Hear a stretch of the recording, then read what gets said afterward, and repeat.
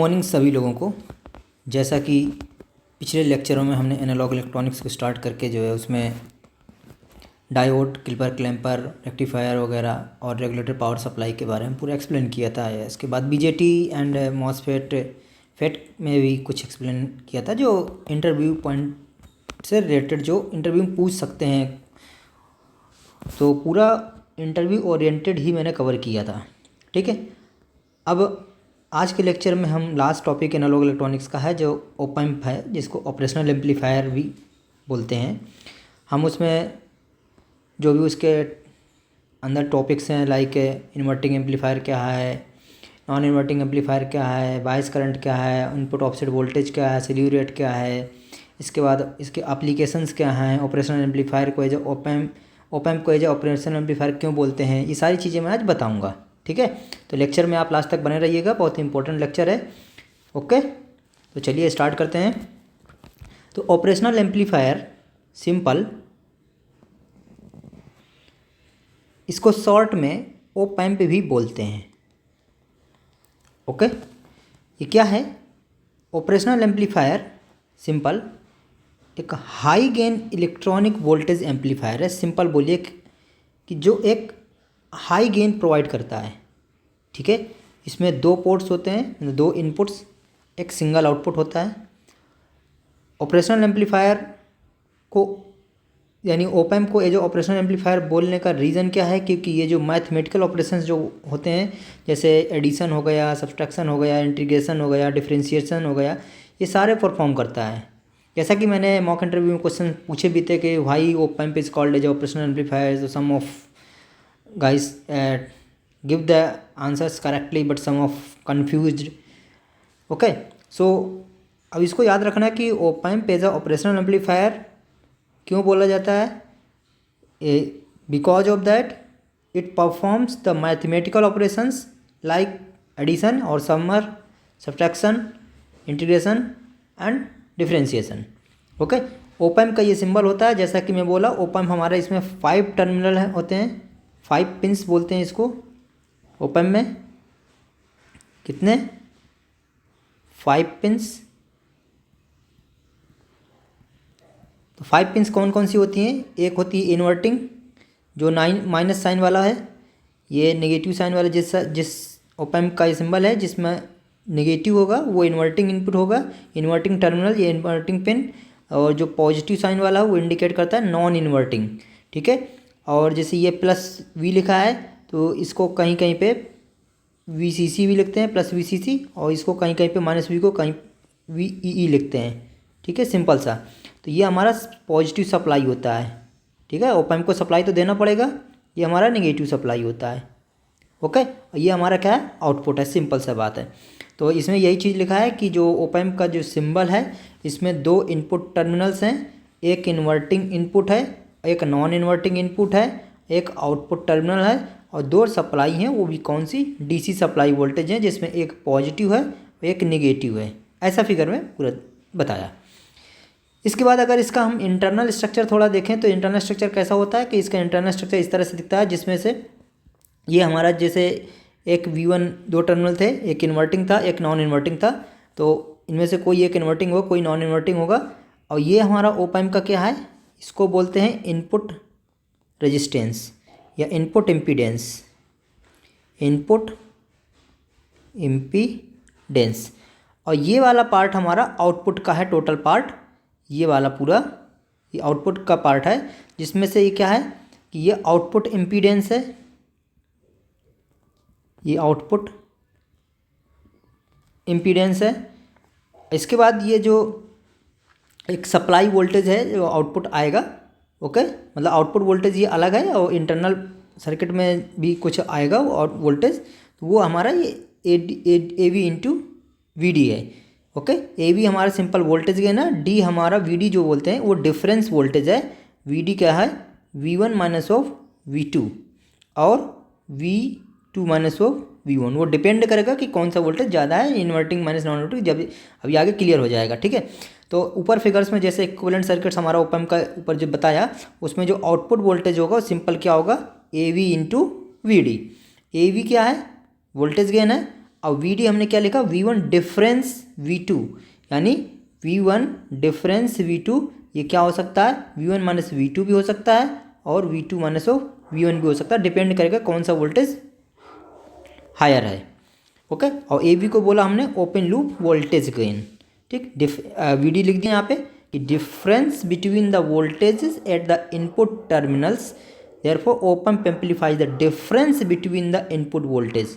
तो op amp की जब भी पूछे इंटरव्यूअर कि व्हाट इज ओप एम्प, आपको सिंपल सा आंसर देना है कि op amp is a high gain amplifier, high gain amplifier, okay, और which provide the high gain amplifier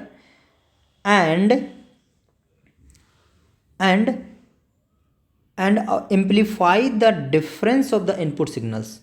समझे, ये क्या है, difference of the input signal.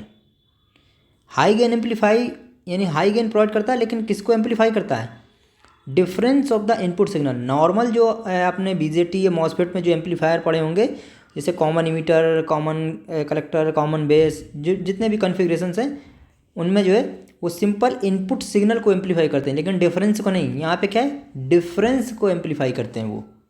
Okay, सो ये पॉइंट बोलना भूलना नहीं है, क्योंकि अभी जैसे मैंने पिछले मॉक में लोगों से पूछा कि ओप एम्प क्या है, तो वो लोग बोल रहे हैं कि it's a high gain amplifier which amplify the input signal. Input signal नहीं, difference of the input signal. Okay, so Z in क्या बताया मैंने, इनपुट इम्पीडेंस है। कोई भी डिवाइस है वो उसका इनपुट इम्पीडेंस आउटपुट इम्पीडेंस होता है।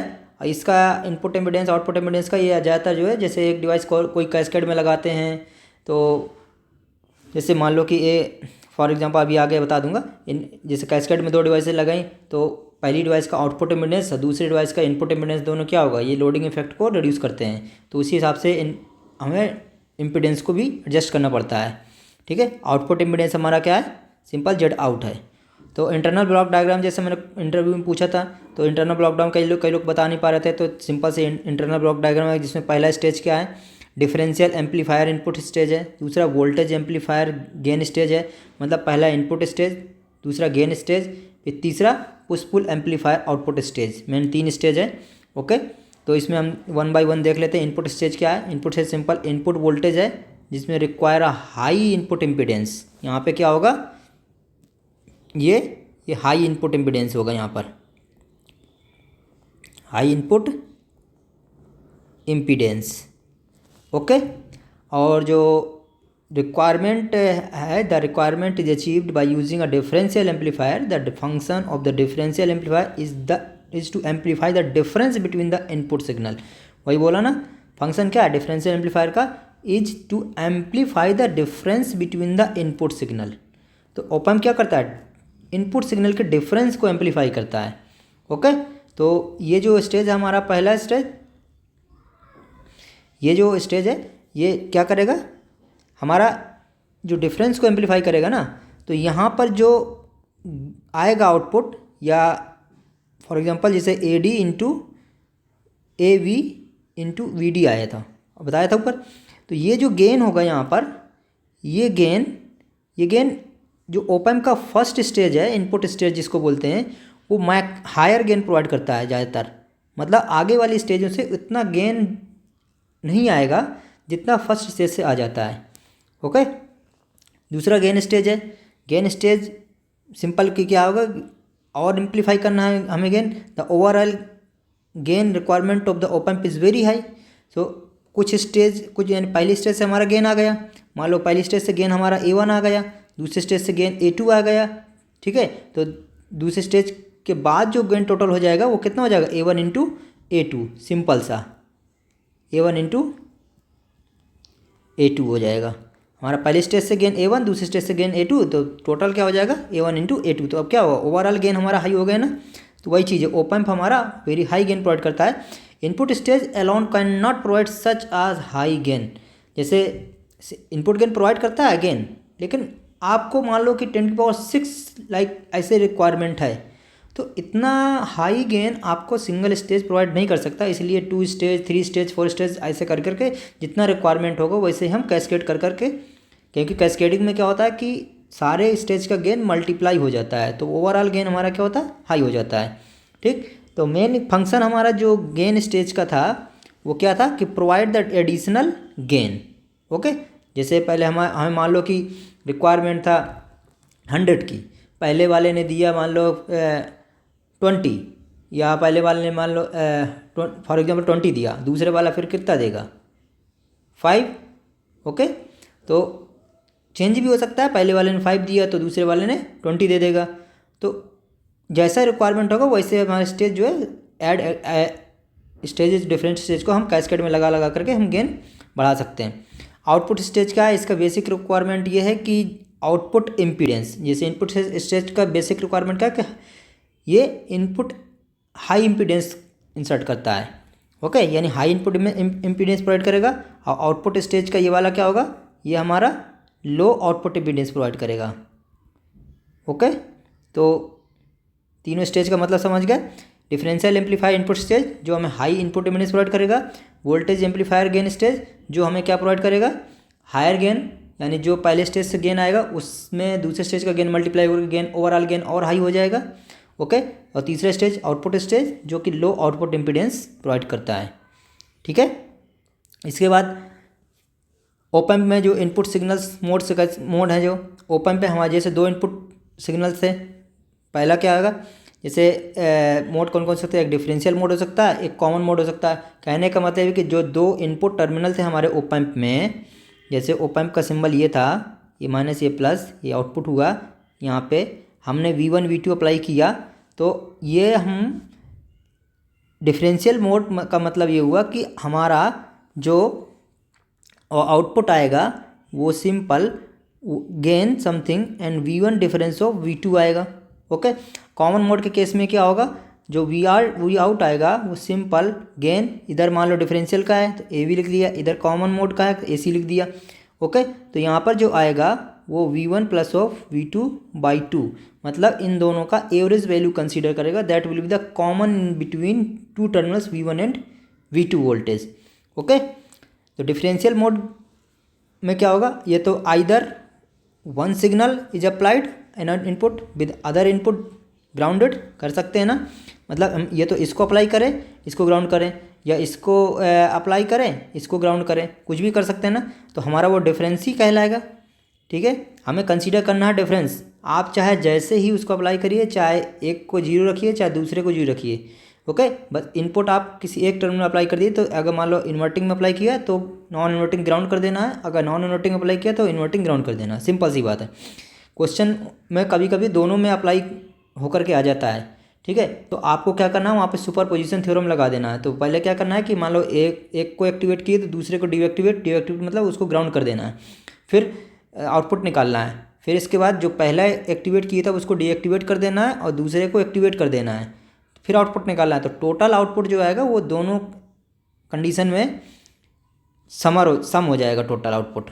ओके, इसके बाद जैसे सिंगल एंडेड में क्या होगा, एक डिफरेंशियल मोड में जो सिंगल एंडेड का मतलब ये है कि हमने एक ही टर्मिनल पे इनपुट वोल्टेज अप्लाई करना है, चाहे आप पे इन्वर्टिंग में अप्लाई कर दिए चाहे नॉन इन्वर्टिंग में अप्लाई कर दीजिए। ठीक है, इसके बाद हमें आउटपुट निकाल लेना है। तो जैसे इन्वर्टिंग में अप्लाई किया तो देख रहे हैं ये वाला इनपुट पल्स और ये वाला आउटपुट पल्स दोनों के बीच में 180 डिग्री का फेज शिफ्ट होगा ना। इन्वर्टिंग का मतलब ये, नॉन इन्वर्टिंग में क्या होगा कि ये वाला पल्स और ये वाला पल्स दोनों क्या है, सेम फेज में है, तो ये वाले पल्स हमारे दोनों सेम फेज में हैं और ये वाले हमारे क्या है 180 डिग्री फेज शिफ्ट है। लेकिन देख रहे हैं दोनों के केस में हमारा आउटपुट जो आया है वो एम्पलीफाइड आउटपुट है ना। एज कंपेयर इसके कंपेयर में ये वाला जो आउटपुट है, चाहे इसको देखिए नॉन इन्वर्टिंग के केस में आउटपुट हमारा एम्पलीफाइड वर्जन है। ओके, तो वही लिखा है कि यहाँ पे फिगर ए में हमारा इन्वर्टिंग इनपुट है और फिगर बी भी हमारा नॉन इन्वर्टिंग इनपुट है। तो इन्वर्टिंग में क्या होगा, इन्वर्टेड आउटपुट आएगा, नॉन इन्वर्टिंग में नॉन इन्वर्टेड आउटपुट आएगा, सिंपल सी बात है।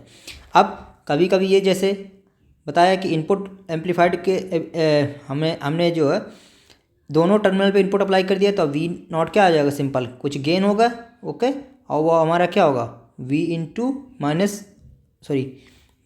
वन क्या होगा, V in one difference of V in two. तो जो हायर होगा वोल्टेज उसके रिस्पेक्ट में वो जो है सब्ट्रैक्ट हो जाएगा। कॉमन मोड का मतलब क्या था कि दोनों में हमें सेम सिग्नल अप्लाई करना है। सेम सिग्नल मतलब या तो दोनों में आप V1 अप्लाई कर दीजिए, और मान लो अगर V1 V2 दोनों में अलग अलग अप्लाई किए हैं तो इसका मतलब V1 प्लस V2 अप्लाई कर दीजिए, दोनों का एवरेज लेकर के। कॉमन मतलब दोनों में कॉमन होना चाहिए, इसके बाद हमें आउटपुट निकालना है। ओके, तो इस केस में क्या होगा कि जब इनपुट सिग्नल हमारा अप्लाई करेंगे दोनों में, तो दोनों क्या करेंगे, दोनों क्या होगा, हमारा आउटपुट हमारा यहाँ पे क्या आएगा, difference of that of V in minus of V in, that will be the zero. यानी कॉमन मोड के केस में क्या हुआ कि दोनों ने एक दूसरे को कैंसिल आउट कर दिया, है ना। कैंसिल आउट करने का मतलब कि जो कभी कभी जैसे इनपुट सिग्नल अप्लाई किया तो उसमें कुछ नॉइज़ ऐड हो गई, तो वो आउटपुट में क्या होगा हमारा, वो कम हो जाएगा, एक तरह से नॉइज़ का इफेक्ट ख़त्म हो जाएगा धीरे धीरे, है ना। तो कॉमन मोड रिजेक्शन रेशियो इसीलिए यूज होता है कि बताएगा कि उस कॉमन मोड रिजेक्शन रेशियो की जो ओपन है उसकी कितनी एबिलिटी है, ability to reject the noise from the input signal. तो वो सिंपल सा CMRR सिंपल जो होता है कि आपने जो डिफरेंशियल मोड में गेन निकाला वो, या जिसको ओपन लूप बोलते हैं, AV से इसको लिखा था, तो वो AV कुछ नहीं, डिफरेंशियल मोड में गेन जब इनपुट V1 एंड V2 था, ओके, वो गेन निकालना है। और ACM जब गेन हमारा ACM हमारा गेन कब है, जब इनपुट हमारा V1 एंड V2 कॉमन हो, ओके, सेम इनपुट हो, तब गेन निकालना है। ओके, तो आइडियल केस में क्या होगा, आइडियल केस में ACM जीरो नहीं होगा। ओके, आइडियल केस में ACM हमारा इन्फाइनाइट होगा, क्योंकि डिफरेंशियल वोल्टेज हमारा क्या है, जीरो हो जाएगा। तो ACM आइडियल केस में इन्फाइनाइट हो जाएगा, तो CMRR हमारा क्या होगा, CMRR बहुत हाई होगा। ओके, तो AOL open loop differential gain हुआ ये, और ACM हमारा कॉमन मोड गेन हुआ। ठीक है, प्रैक्टिकल केस में क्या होगा, प्रैक्टिकल केस में इनकी कॉमन मोड वोल्टेज की वैल्यू जो होगी प्रैक्टिकल केस में बहुत कम होगी, आइडियल केस में बहुत ज़्यादा होगी। तो very high differential mode voltage gain, very practical case में कॉमन मोड वोल्टेज गेन बहुत कम होगा, और डिफरेंशियल मोड वोल्टेज गेन बहुत ज़्यादा होगा, सिंपल सी बात है। ओके, तो इसमें क्या होगा, जब ये कॉमन मोड गेन बहुत कम होगा, सिंपल कितना होगा, जीरो हो सकता है, तो ये CMRR कितना हो सकता है, CMRR सिंपल सा इनफाइनाइट हो सकता है। बट हमारा प्रैक्टिकल केस में नहीं होगा, प्रैक्टिकल केस में कुछ वैल्यू आएगी। ठीक, maximum output voltage swing, maximum output voltage जैसे स्विंग क्या होता है, सिंपल सा, जैसे मेरा सिग्नल ये आया आउटपुट में, तो what will be the swing, swing मेरा ये हुआ कि maximum to minimum, maximum voltage और minimum voltage, that is the swing. तो हमने ओपैम्प में, हमारा ओपैम्प में क्या है, माइनस प्लस, ठीक है, ये हमने V1 अप्लाई, V1 ये V2, यहाँ पे हमारा क्या था, प्लस VCC और माइनस VCC, माइनस VE बोल दें, ठीक है, ये V आउट था। तो ओपैम्प में ये रहता है कि जो DC सप्लाई वोल्टेज अप्लाई किए हैं प्लस VCC और माइनस VCC, ओपैम्प का आउटपुट वोल्टेज इससे ज़्यादा नहीं जा सकता है। अगर इसके बराबर आ गया या इससे ज़्यादा चला गया, इससे ज़्यादा जाएगा तो हम उसको मैक्सिमम VCC ही कंसीडर करेंगे। ओके, तो जनरल कंडीशन में वो इसकी जो वैल्यू होती है plus 12 volt, almost plus 12 volt, plus minus 12 volt बोल सकते हैं, प्लस 12 वोल्ट, ये 12 है, ये माइनस 12 वोल्ट, ऐसे लिख सकते हैं। इनपुट ऑफसेट वोल्टेज क्या है, इनपुट ऑफसेट वोल्टेज समझना कि ओपैम्प जो हमारा ओपैम्प है वो आउटपुट ऑफसेट वोल्टेज जो होता है कितना होता है, कब, इनपुट ऑफसेट वोल्टेज, समझना। इनपुट ऑफसेट वोल्टेज का मतलब ये होता है कि हम इनपुट में, ये जो टर्मिनल हमारे इनपुट हैं V1 एंड V2, ये इनपुट कितना वोल्टेज अप्लाई करें कि हमारा आउटपुट वोल्टेज जीरो हो जाए, यानी the required voltage to apply at the input terminal of the op amp to become और to set the output voltage at zero. Okay, वही लिखा है कि ओपैम्प हमारा आउटपुट वोल्टेज जीरो प्रोड्यूस करता है, कब, जब हम इनपुट वोल्टेज क्या सेट करें, तो वही है कि the VOS is the differential DC voltage between the input required to force the output to 0 volt. Okay, 0 volt ideally 0 volt होगा, बट प्रैक्टिकली ये माइक्रोवोल्ट मिली वोल्ट के रेंज में होगा, उससे ज़्यादा नहीं होगा। ठीक है। इनपुट बायस करंट का मतलब क्या है? इनपुट बायस करंट का मतलब ये होता है कि जो इनपुट बायस करंट है, यानी जो ओप एम्प है हमारा, जैसे ये थे, यहाँ पे V1 अप्लाई किया, यहाँ पे V2 अप्लाई किया, ये V0 था। मान लो इसमें हमारा करंट I1 है, इसमें करंट हमारा I2 है। ठीक है, ऐसा किया। तो बायस करंट का मतलब क्या होता है कि जो इनपुट, जो एम्पलीफायर्स में जो हमने इनपुट्स प्रोवाइड किया, उनसे जो करंट I1 और I2 आई, ओके, तो उनका जो एवरेज वैल्यू होगा that will be the input bias current. Okay, क्योंकि ओप एम्प का जब पूरा स्ट्रक्चर देखोगे तो इंटरनल में हमारा क्या है, वो मॉसफेट्स ही हैं, BJT ही हैं। तो उनको एक DC लेवल पे सेट करने के लिए कुछ बाइसिंग वोल्टेज अप्लाई करते हैं, उनसे जो करंट आती है that is the biasing current. तो I1 I2 हमारा क्या है, वो बायस करंट है। तो एवरेज वैल्यू क्या हुई, that will be the bias current. Okay, ये वैल्यू, ये इसका सिंपल सा डायग्राम है। इनपुट इम्पीडेंस, इनपुट इम्पीडेंस बताया। इनपुट इम्पीडेंस कैलकुलेट करने का तरीका क्या होता है, जैसे या तो थेवेनिन्स वोल्टेज कैलकुलेट कर लो, वो सॉरी थेवेनिन्स रेजिस्टेंस कैलकुलेट कर लो, या नॉर्टन्स रेजिस्टेंस कैलकुलेट कर लो। वो क्या है, टोटल रेजिस्टेंस, मतलब कि जैसे कोई भी टर्मिनल, किसी दो टर्मिनल के बीच में हमें थेवेनिन्स रेजिस्टेंस या टोटल इक्विवेलेंट रेजिस्टेंस निकालना हो तो क्या करते हैं, आइडियल सोर्सेज जितने भी होते हैं वोल्टेज सोर्स, उनको शॉर्ट कर देते हैं, और ओपन सोर्स, सॉरी जो करंट सोर्स होते हैं आइडियल, उनको हम ओपन सर्किट कर देते हैं आइडियल। जो डिपेंडेंट होंगे तो उनको हम एज इट इज़ रखेंगे। ओके, और सिंपल VTH अप्लाई करेंगे और ITH कैलकुलेट कर लेंगे, तो हमारा RTH कितना हो जाएगा, simple VTH upon of ITH। Okay, तो जैसे हमें इनपुट इम्पीडेंस इसका निकालना है, तो यहाँ पे हमने क्या अप्लाई करेंगे, सिंपल Vin अप्लाई करेंगे। ओके, और करंट कितनी फ्लो होगी, In। सो यहाँ पे रेजिस्टेंस Rin क्या हो जाएगा, simple Vin upon In। Okay, तो input impedance is the differential mode is obtained by ratio of the change in the differential input voltage to the change in the bias current. Simple वही है। तो जो current flow होगी, आपने differential mode में जो input apply किया, okay, इसके बाद जो करंट आई, तो डिफरेंशियल इनपुट वोल्टेज कितना है और आपका बायस करंट कितना है, चेंज कितना है बायस करंट में, that is the ratio. Simple मतलब ये क्या हुआ, इनपुट डिफरेंशियल वोल्टेज यानी VD, difference of the input voltage upon कौन सा, बायस करंट, I बायस लिख दीजिए जो ऊपर कैलकुलेट किया। इनपुट ऑफसेट करंट क्या है, इनपुट ऑफसेट करंट जो हमने बायस करंट मेजर की थी I1 और I2, ओके, उनका सिंपल सा डिफरेंस और एब्सोल्यूट वैल्यू उनकी लेनी है। कितनी, absolute value of difference of I1 and I2। Simple. Okay, output impedance, simple जैसे इनपुट इम्पीडेंस कैलकुलेट करने का बताया वैसे आउटपुट इम्पीडेंस कैलकुलेट करना है। ओके, स्लीव रेट क्या है, ये क्वेश्चन पूछता है इंटरव्यू में, मैंने भी जैसे पूछा। स्लीव रेट क्या है कि जो इनपुट अप्लाई करने के बाद आउटपुट वोल्टेज में क्या चेंज जाए, तो maximum rate of change of the output voltage कब, in response to a step input voltage. मतलब कि इनपुट में हमने क्या किया, एक स्टेप वोल्टेज अप्लाई किया। ओके, जैसे स्टेप वोल्टेज अप्लाई किया, आउटपुट ने कैसा रिस्पॉन्स दिया, दैट इज स्टेप वोल्टेज दिया, आउटपुट हमारा क्या आया, ये रिस्पॉन्स हमारा आया। ओके, फॉर एग्जांपल ऐसा रिस्पॉन्स आया आउटपुट का। जैसे ही रिस्पॉन्स आउटपुट का आया, इसके बाद हम देखेंगे कि वो आउटपुट कितना चेंज हुआ maximum.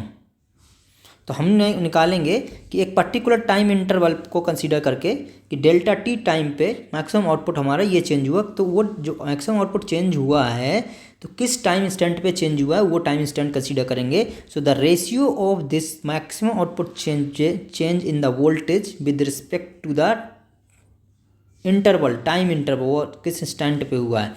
Okay, that is the delta T। तो इसको समटाइम्स ऐसा भी लिखते हैं dV out upon of dt। Okay, that is the slew rate. Ideal op amp की कैरेक्टरिस्टिक, जैसे वोल्टेज गेन क्या होता है, इनफाइनाइट होता है, ये इंटरव्यूअर बहुत पूछता है। Input impedance infinite, zero output impedance, zero input offset voltage, zero input offset current, infinite CMRR, infinite slew rate, infinite bandwidth, ये आपको याद रखना है, ठीक है। वर्चुअल ग्राउंड जैसे पूछता है, वर्चुअल ग्राउंड का कंसेप्ट क्या है कि आपको आइडियली ओप एम्प का वोल्टेज गेन क्या होता है, इनफाइनाइट होता है। तो हमारा ओप एम्प ये था, ठीक है, ये हमारा ओप एम्प था। तो इसमें हमने इनपुट अप्लाई किया एक टर्मिनल पे VA, दूसरे टर्मिनल पे VB, ओके। आइडियली क्या था, तो हमने वी आउट निकाला, V0 is equal to AV in bracket of VA minus of VB निकाला, जिसमें AV क्या था, ओपन लूप गेन था, या इसको डिफरेंशियल वोल्टेज गेन भी बोलते हैं, बताया मैंने ऊपर। तो इसकी आइडियल वैल्यू क्या थी, इनफाइनाइट बताई थी। सिंपल, इसको इनफाइनाइट रखोगे, जैसे इसको इनफाइनाइट रखोगे तो क्या हो जाएगा, तो V0 upon VA minus of VB is equal to infinite. Simple, VA minus of VB is equal to 0, यानी क्या हुआ, VA is equal to VB। मतलब ओप एम्प के एक टर्मिनल पर V1, एक टर्मिनल पे VA VB अप्लाई किया, तो अगर इसमें आपने इनपुट अप्लाई किया और ओप एम्प हमारा आइडियल ओप एम्प है, कंसीडर करना है आइडियल ओप एम्प होना चाहिए, आइडियल ओप एम्प का ही वोल्टेज गेन इनफाइनाइट है। तो अगर आइडियल ओप एम्प है तो हमारा जो दूसरा टर्मिनल होगा, जैसे मान लो कि फॉर एग्जांपल यहाँ पर एक वोल्टेज हमने ग्राउंड अप्लाई किया, ओके, तो इस टर्मिनल पे भी ग्राउंड ही हो जाएगा वर्चुअली, मतलब फिजिकली दोनों ये टर्मिनल क्या हो जा रहा है, फिजिकल शॉर्ट हो जा रहे हैं, समझे। तो कहने का मतलब ये है, तो this is called the virtual ground, okay. अभी आगे समझ में आ जाएगा एग्जैक्ट। जैसे हम मान लो कि ओप एम्प को इन्वर्टिंग मोड में देखते हैं, कि मतलब कि जो ओप एम्प था, हम उन्हें उसके इनपुट जो नेगेटिव टर्मिनल था उसमें हमने सिग्नल अप्लाई किया और दूसरे को ग्राउंड रखा, जैसे कि ये है, ओके। नॉन इन्वर्टिंग टर्मिनल को हमने ग्राउंड रखा, इनपुट में हमने वोल्टेज अप्लाई किया, ओके। और जो ओप एम्प हम यूज कर रहे हैं एक क्लोज लूप के क्लोज लूप फॉर्म किया, मतलब यहाँ पे एक फीडबैक रेजिस्टेंस आया, ओके। ये वो इन्वर्टिंग मोड में जो सर्किट है, इसमें क्या होगा कि ये इनपुट सिग्नल मेरा मेन ये है ना, इनपुट सिग्नल। बट आपके जो ओप एम्प के जो दो इनपुट टर्मिनल थे, वो एक ये था, एक ये था, यही था ना। आपने क्या किया, यहाँ पे नॉन इन्वर्टिंग में 0 वोल्टेज अप्लाई कर दिया, नॉन इन्वर्टिंग में जैसे मतलब ग्राउंड अप्लाई किया है, सेट है ग्राउंड में, तो जो इन्वर्टिंग टर्मिनल का जो वोल्टेज VA है वो वर्चुअल ग्राउंड कंसेप्ट से कितना हो जाएगा, 0 हो जाएगा यूजिंग वर्चुअल ग्राउंड, है ना। तो इंटरनल नोड्स हमारा जो है, ये तो क्या है मेरा, ये वाला जो पार्ट है मेरा सर्किट का, ये वाला जो पार्ट है सर्किट का, ये तो एक्सटर्नल पार्ट है ना हमारा, तो ओप एम्प का ये वाला पार्ट था, ओके, सॉरी, ओप एम्प का ये वाला पार्ट था ना, ये, ओके। तो ये ओप एम्प का पार्ट था, तो इसमें हमें वर्चुअल ग्राउंड कंडीशन लगाएगा। हमने कैसे माना कि ओप एम्प हमारा आइडियल था तभी, तो आइडियल केस में ही वर्चुअल शॉर्ट सर्किट लगेगा। तो अब हमारा VA minus of VB is equal to 0, यानी VA is equal to VB, यहाँ से आ जाएगा ना, VA is equal to VB, वो कितना होगा, सिंपल 0 होगा। तो VA भी 0 हो गया। अब यहाँ पे हम क्या लगा सकते हैं, यहाँ पे 0, तो यहाँ पे KCL या KVL लगा करके आप करंट जो IR1 इसके थ्रू फ्लो हुई, यहाँ पे IRF फ्लो हुई, ओके। यहाँ पे करंट I1 0 चली गई, ओके, क्योंकि ये दोनों ग्राउंड है ना, तो ये पे करंट I1 0 हो जाएगी। तो हमने क्या कि इसमें जो नोडल एनालिसिस करके कि यहाँ पे जो हमने आउटपुट वोल्टेज निकाल सकते हैं, तो आउटपुट वोल्टेज जैसे आएगा कितना, minus of RF upon R1 और मल्टीप्लाई विद इनपुट सिग्नल। तो जो RF minus RF upon R1, simple ये क्या हुआ, ये हमारा जो RF अपॉन R1 हुआ, इसमें ये देखिए सिर्फ RF अपॉन R1, अभी माइनस साइन बताऊँगा, ये क्या हुआ, V0 अपॉन Vin लिखेंगे इसको, minus of RF upon R1। तो ये हमारा क्या है, ये मेरा गेन है, ये गेन है, गेन है, गेन।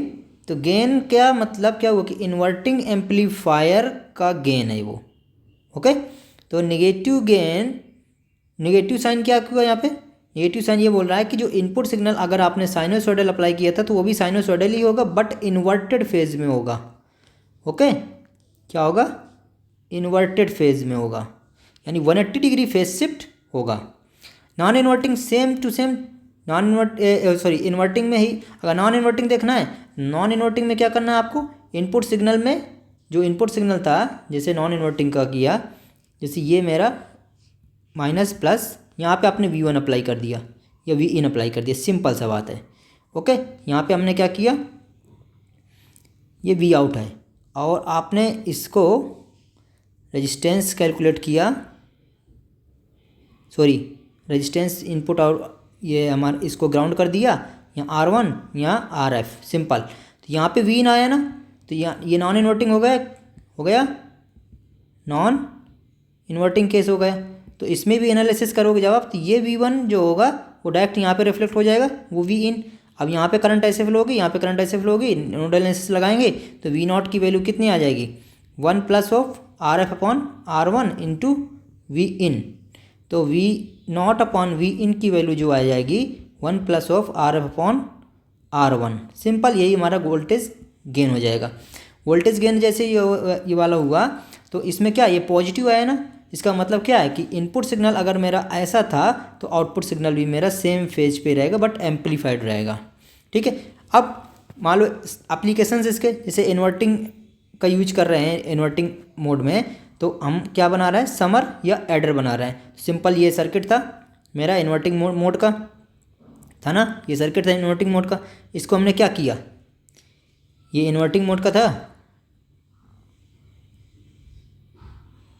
ओके, और इसमें हमने क्या किया, V1 और V2 डायरेक्टली हम क्या किए, R1 R2 का यूज करके सिग्नल हमने V1 V2 अप्लाई किया, मतलब ये दो वोल्टेज सोर्सेज अप्लाई कर दिए, एक वोल्टेज सोर्स ये और एक वोल्टेज सोर्स ये, जिसका इनपुट रेजिस्टेंस इस वोल्टेज सोर्स का रेजिस्टेंस R1 था, इस वोल्टेज सोर्स का रेजिस्टेंस R2, मतलब उसके सीरीज में एक R1 कनेक्ट किया, एक R2 कनेक्ट किया, एक में R1 एक में R2। अब हम सेम एनालिसिस करेंगे, देखो inverting terminal, non inverting terminal को हमने ग्राउंड से कनेक्ट कर दिया, यहाँ पे भी VA की वैल्यू 0 हो जाएगी, सिंपल लगाना है, V0 की वैल्यू कैलकुलेट करना है और देखेंगे V0 की वैल्यू मेरा सिंपल ही आ जाएगा। तो जितने भी इन्वर्टिंग के केस में आएंगे वो सारे के सारे क्या होंगे, सब में नेगेटिव साइन आएगा, क्योंकि हमारा जो आउटपुट होता है वो हमारा कैसा आता है, इन्वर्टिंग मोड में 180 डिग्री फेज शिफ्ट होता है।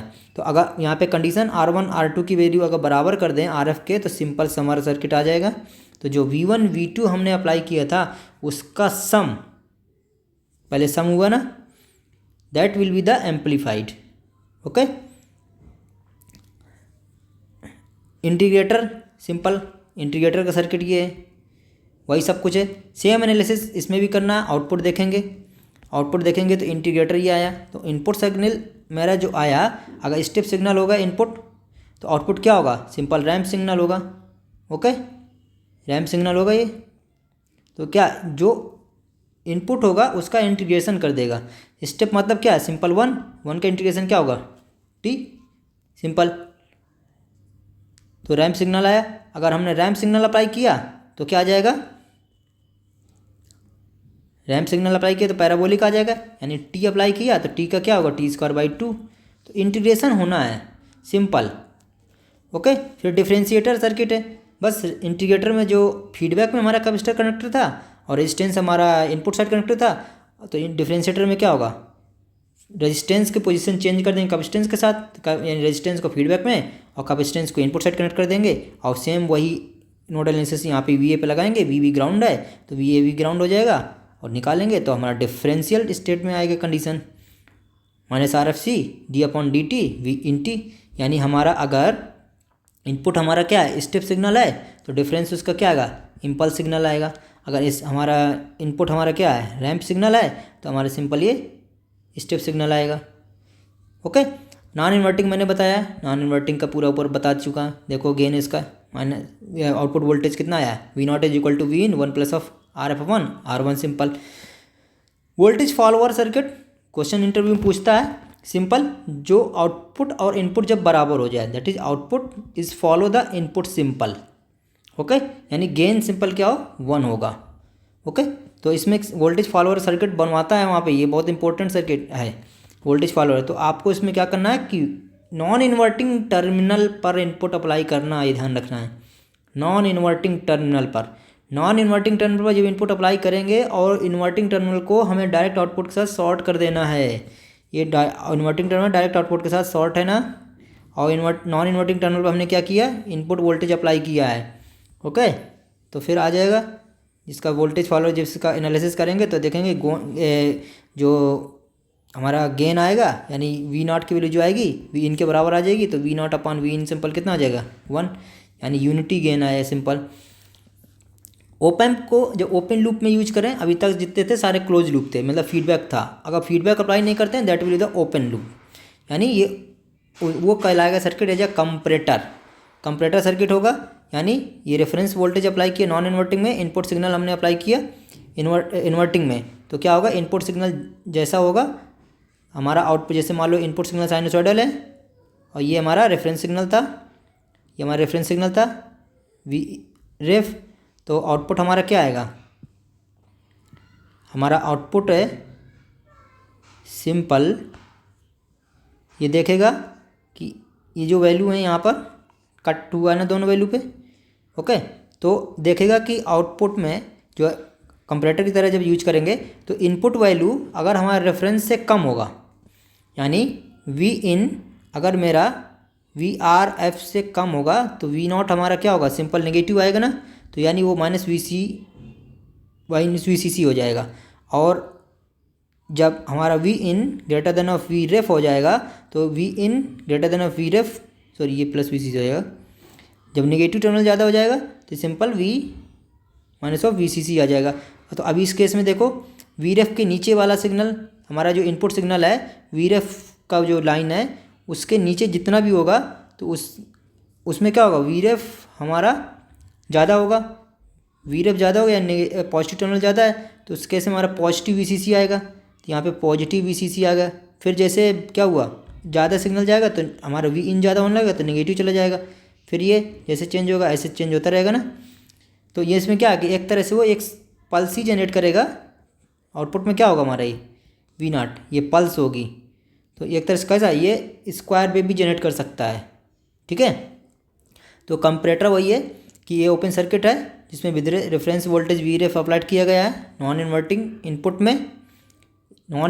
इनपुट में रेफरेंस सर्किट अप्लाई किया गया है, ये ध्यान रखना है, ठीक है। तो जो आउटपुट होगा मैक्सिमम नेगेटिव लेवल, ये तो पॉजिटिव, यानी ये तो मैक्सिमम नेगेटिव लेवल देगा, तो पॉजिटिव नेगेटिव लेवल देगा, दो ही चीज़ देगा, यानी इनको हम कभी कभी सैचुरेशन वोल्टेज भी बोलते हैं। ओके, तो जैसे ये साइनसॉइडल सिग्नल अप्लाई किया, हमारा वी रेफ यानी वी रेफ से कम है, वी रेफ से कम है, वी इन कहाँ पे इन्वर्टिंग में था, यानी वी रेफ हमारा नॉन इन्वर्टिंग में था, तो वी रेफ ज़्यादा है इसके कंपेयर में, वी रेफ ज़्यादा है ना, तो वी रेफ ज़्यादा है तो हमारा क्या होगा, सिंपल वी सेट आ जाएगा।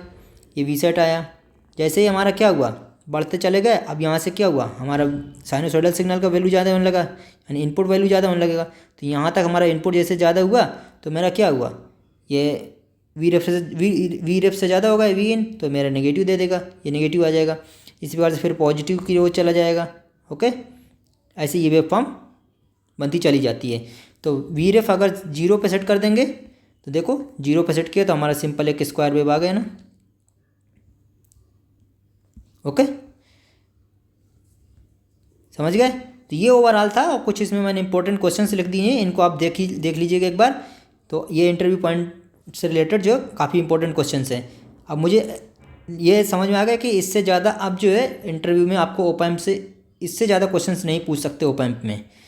आप लोग अच्छे से इस लेक्चर को रिवाइज करिएगा, बार बार के देखिएगा।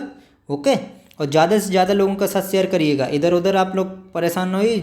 कुछ लोगों का होता है डिमोटिवेट करना, कुछ लोगों को परेशान करने का तरीका होता है, वो लोगों का तरीका होता है कि वो लोग परेशान करें किसी को, तो उनसे आप लोगों को मतलब नहीं है, ठीक है। आप यहाँ पे फोकस रखिए क्लास में कि क्या चल रहा है क्लास में। आप क्लास में लास्ट तक बन रहिए, ज़्यादा से ज़्यादा लोगों का शेयर करिए, सब्सक्राइब कराइए, ठीक है, जिससे मेरा ही मोटिवेशन होगा, ठीक है। तो अब आज की क्लास यहीं तक रखते हैं, ठीक। नेक्स्ट क्लास में हम डिजिटल कम्युनिकेशन कंप्लीट करेंगे। ओके, फिर डिजिटल कम्युनिकेशन जैसे कंप्लीट हो जाएगा फिर डिजिटल इलेक्ट्रॉनिक्स में कुछ इंपॉर्टेंट क्वेश्चन दे दूंगा। इसके बाद कंटिन्यू रिवीजन, आपके मॉक इंटरव्यू चल ही रहे हैं तो रिवीजन कंटिन्यू करते रहिएगा। और जो कल मॉक इंटरव्यू हैं उसमें जो है काफ़ी अच्छा लगा, लोगों का बहुत अच्छे अच्छे मार्क्स सिक्योर किए। और जो भी डाउट्स हों आप लोगों को फ्रीली मुझसे पूछिए, मैं अवेलेबल हूँ आप लोगों के लिए। ठीक है, ओके, थैंक यू।